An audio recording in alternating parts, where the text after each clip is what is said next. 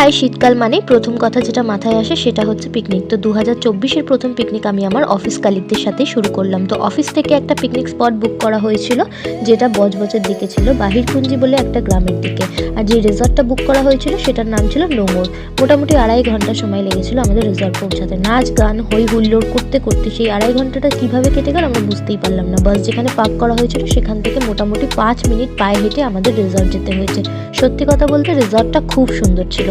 সবচেয়ে ভালো যেটা লেগেছিল সেটা ছিল ওখানে একটা ছোট্ট সুইমিং পুল ছিল, একদম গঙ্গার পাড়ে। রিসর্টটা অনেকটা এরিয়া জুড়ে ছিল, যেমন কি তোমরা দেখতেই পাচ্ছ। আমরা 11:30টার মধ্যে পৌঁছে গেছিলাম আর প্রচুর খিদে পেয়ে গেছিলো। সকালে ব্রেকফাস্টে ছিল লুচি, ঘুগনি আর জয়নগরের মোয়া। তারপর খেয়ে আমরা সবাই একটু রিসর্টটা ঘুরে দেখছিলাম। তারপর একটু নাচ গান হলো, আবার লাঞ্চ হলো, আর আবার বাড়ি ফেরার জন্য সবাই রওনা দিলাম। ব্লগটা ভালো লেগে থাকলে চ্যানেলটা সাবস্ক্রাইব করে দিও।